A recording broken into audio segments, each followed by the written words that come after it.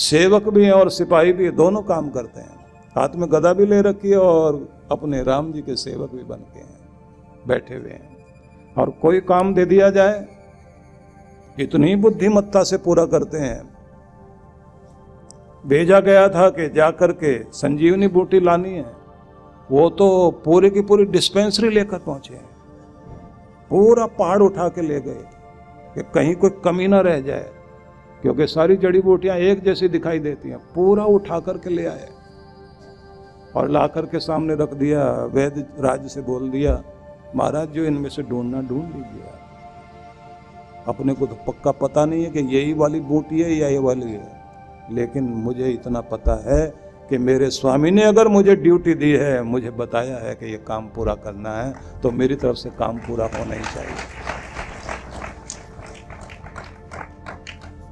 सांस चलनी चाहिए, राम जी के चेहरे पर मुस्कुराहट आनी चाहिए। कितनी कितनी परीक्षा हुई हनुमान जी की, सारी परीक्षाओं में सब बाधाओं को पार करते करते अपना कर्तव्य पूरा करते हैं। इसको कहते हैं सेवा। इसलिए सार में मैं फिर आपसे ये कहूंगा कि ऐसा कोई व्यक्ति जो साधक बन जाए और सच्चा सेवक बन जाए, उसकी भक्ति सफल हो जाती है। गुरु का सेवक बनना, राष्ट्र का सेवक बनना, धर्म का सेवक बनना सबसे बड़ा सौभाग्य की बात होती है। और वो कोई कोई होता है, किस्मत वाला कोई किसी को ये भाग्य मिलता है। और उस समय अपने आप को गलाना पड़ता है। आगे चलते हैं, क्योंकि उदाहरण बहुत सारे ध्यान में आ रहे थे।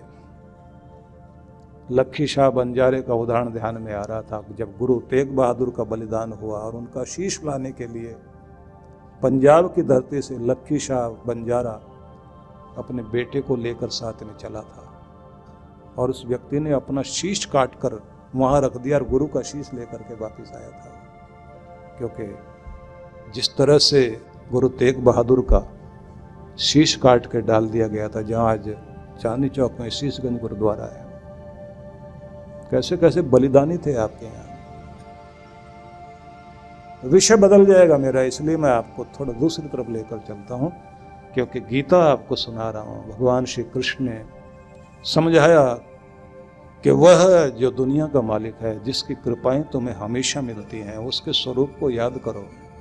अर्जुन को समझाते हैं, सर्वस्य धातारम अचिंत्य रूपम आदित्य वर्णम तम से परस्तात्। सबको धारण करने वाला, सबका सहारा एक ही है, अचिंत्य रूपम, लेकिन उसको तुम अपनी कल्पनाओं में नहीं ला सकते। तुम्हारी कल्पना से परे है, तुम्हारी बुद्धि वहां तक नहीं पहुंच सकती, तुम्हारा मन वहां तक नहीं पहुंच सकता कि वो क्या चीज है और कैसी चीज है, क्या शक्ति है वो। और अगर तुम कहते हो फिर समझूं कैसे, आदित्य वर्णम तम से परस्तात्, अंधेरों के पार करोड़ों सूर्यों से भी ज्यादा चमकीला प्रकाश जिसका है, बस वही है परमात्मा, जो तुम्हारे हृदय में ही प्रकाशित होता है।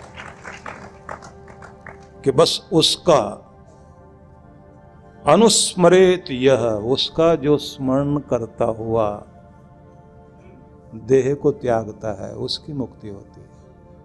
उसका स्मरण, उसका ध्यान जो अपने अंतर में किया करता है, उसका ही परमात्मा के साम्राज्य में प्रवेश होता है। जो उसका ध्यान करते हुए इस दुनिया में अपना कर्म पूरा करता है, तो इस दुनिया में भी उसे सफलता मिलती है। उसका स्मरण करते हुए जो अपना कर्तव्य कर्म निभाए, वो इस दुनिया का भोग ऐश्वर्य भी, राज सत्ता, सुख समृद्धि सब कुछ पाता है। लेकिन एक समय आता है कि सब चीजों को छोड़कर परमात्मा के साम्राज्य का भी अधिकारी बना करता है। ये उसके ऊपर कृपा होती है।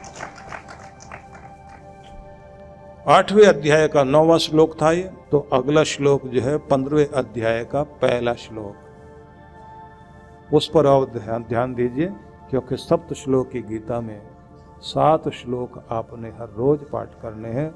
ऊर्ध्वमूल मधुशाख मश्वत्थम प्राहुर्व्ययम छंदांसी यस्य पर्णानि यस्तम वेद स वेदवित्।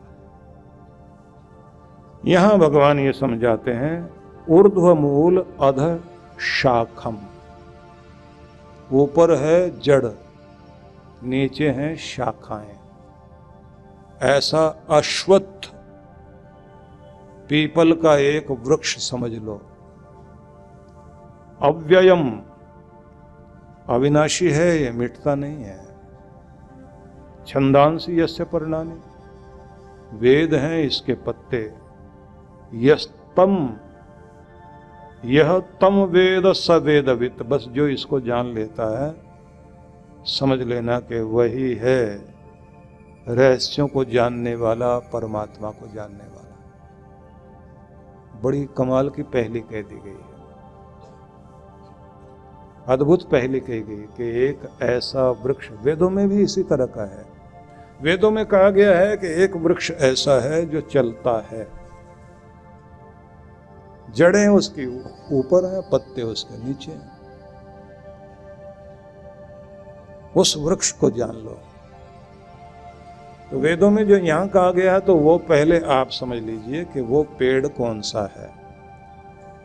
ज्यादातर पेड़ जो हैं, सभी पेड़, सबकी जड़ें नीचे हैं। तो जड़ का मतलब क्या हुआ? जहां से वो भोजन लेते हैं,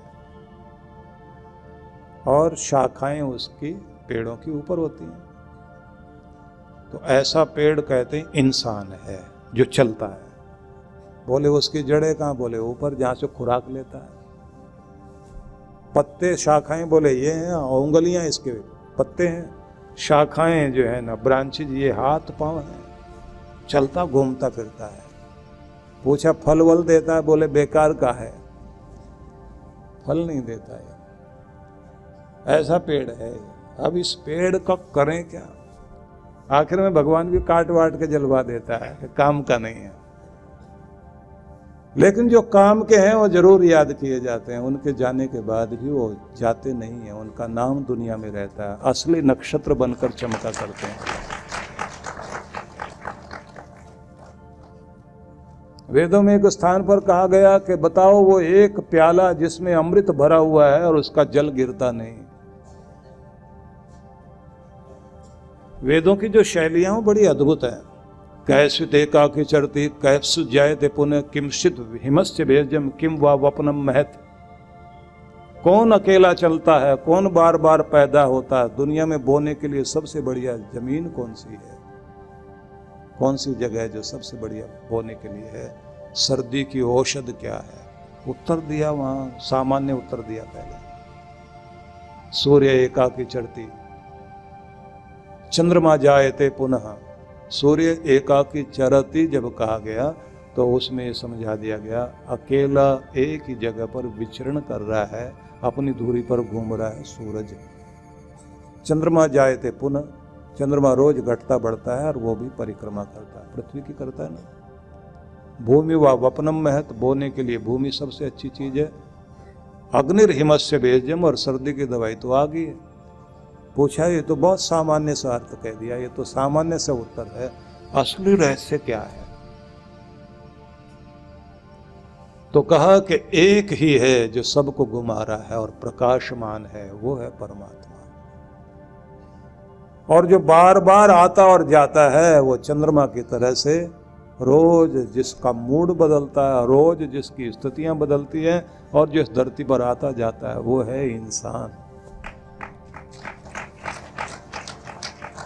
पूछा भूमि व वपनम महत, बोने के लिए जमीन बहुत अच्छी चीज है। तो कहते हैं इंसान का दिल या उसका दिमाग वही है बोने की चीज।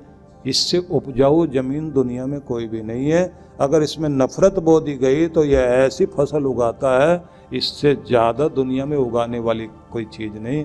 लेकिन अगर इसमें प्रेम के बीज बो दिए जाए तो इससे बढ़िया बगीचा भी दुनिया में कोई नहीं। किमश्रित हिमस्य भेषजम, दुनिया में दुख की दवाई बताओ। तो कहते हैं अग्निर्वै हिमस्य भेषजम, ज्ञान ही दुनिया में दुख को दूर करने की दवाई है। इसलिए जब तक नॉलेज नहीं होगी, इग्नोरेंस जब तक रहेगी, आदमी भटकेगा और दुख पाएगा। जब उसको जानकारी हो जाती है तब वो अपने दुखों का निस्तारा करता है। ऐसे बहुत तरह के प्रश्न उत्तर वेदों में हैं, फिर उपमाएं हैं, फिर अलंकार हैं, फिर ऐसी पहेलियां हैं। तो जब पूछा गया कि वो कौन सा कटोरा है जिसमें अमृत भरा हुआ है लेकिन उल्टा है, गिरता नहीं। बोले आदमी की खोपड़ी है, ऐसी है जैसे उल्टा कटोरा रखा हुआ है। सबका कटोरा, किसी के बाल हैं, किसी के नहीं रहे, लेकिन कटोरा चमकता हुआ नजर आता है। और इस कटोरे में भरा हुआ है अमृत और गिरता नहीं है। तो इस अमृत जो भरा हुआ है, कहते हैं इसको पिएगा कोई, पीने वाला कोई जो योगी होता है, ध्यानी होता है, वो इस अमृत को पिया करता है जब अपने ध्यान में जाया करता है। वो बड़ा अद्भुत ज्ञान है। वेदों तक तो हम लोगों की पहुंच ज्यादातर हो ही नहीं पाती। हमारे शास्त्रों में जो ऐसे लिखा गया ना, उपनिषदों में, तद विज्ञानार्थम स गुरुमेव अभिगच्छेत, समित पाणी श्रोत्यम ब्रह्मनिष्ठम, उसका रहस्य जानने के लिए और उस परमात्मा को जानने के लिए श्रोत्रिय ब्रह्मनिष्ठ गुरु के पास जाना चाहिए, जो वेदों को, श्रोत्रिय मतलब श्रुति को जानने वाला, वेदों को जानने वाला हो। ब्रह्मनिष्ठम, जो ध्यान के द्वारा उसका साक्षात्कार करे और कराए। समित पाणी, दोनों हाथों में समिधा लेकर उसके पास जाना और ये कहना, जैसे अग्नि में समिधा सौंप दें तो वो अग्नि का ही रूप हो जाती है, ऐसे मैं मन से, वचन से, कर्म से समिधा बनकर आया हूं, मेरे अंदर अपनी आग जगाओ, मेरा दिया जलाओ, मुझे भी ज्योतित कर दो, नहीं तो इस दुनिया में मैं आता रहूंगा, जाता रहूंगा और धोखे खाता रहूंगा, मेरा रोना बंद नहीं होगा, मेरे रोने को सदा सदा के लिए बंद कर दो मेरे सदगुरु। ऐसी भावना लेकर आता है। तो यहां कहा गया ऊर्ध्व मूल अधशाखा, अधशाखम अश्वत्थम प्राहु अव्ययम, विच्छेद करके बता रहा हूं। अश्वत्थ कहा गया है इसको। अश्वत्थ का मतलब होता है पीपल। एक जगह वेदों में कहा अश्वत्थे वो निष्दनम पर्णे वो वस्तिस्कृता। अश्वत्थ मतलब पीपल का पेड़। अश्वत्थे वो निष्दनम, तुम पीपल के पत्ते पर ठहरे हुए ओस की बूंद की तरह जीवन लिए हुए हो। कब ओस की बूंद टपक जाए नीचे कह नहीं सकते, इतना ही क्षणिक जीवन है। लेकिन जब तक वो पत्ते पर ठहरा हुआ है, ओस की वो बूंद इतना सुंदर चमकता है, ऐसा लगता है जैसे मोती चमक रहा है।